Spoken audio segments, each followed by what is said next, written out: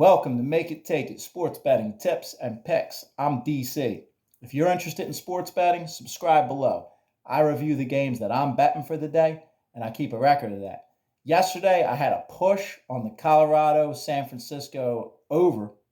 I'll link that video in the description below if you wanted to go back and watch it.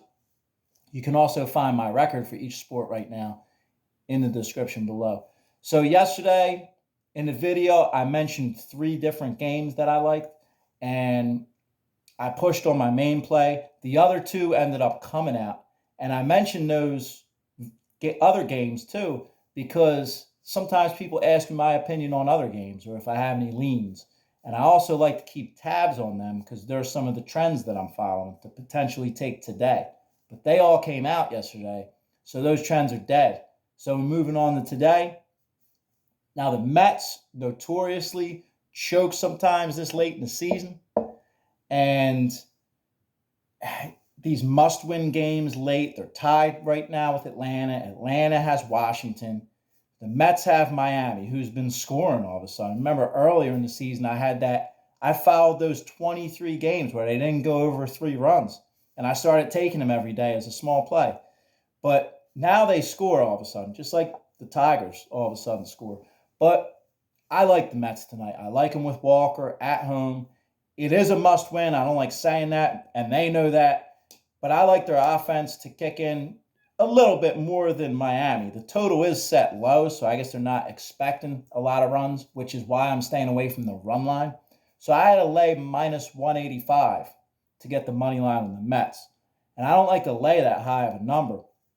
But the way I'm going to try to bridge the gap tonight is I'm going to parlay that Met. I'm going to take the Mets money line, and I'm also going to parlay it with an Aaron Judge home run prop. I think tonight's the night for Judge.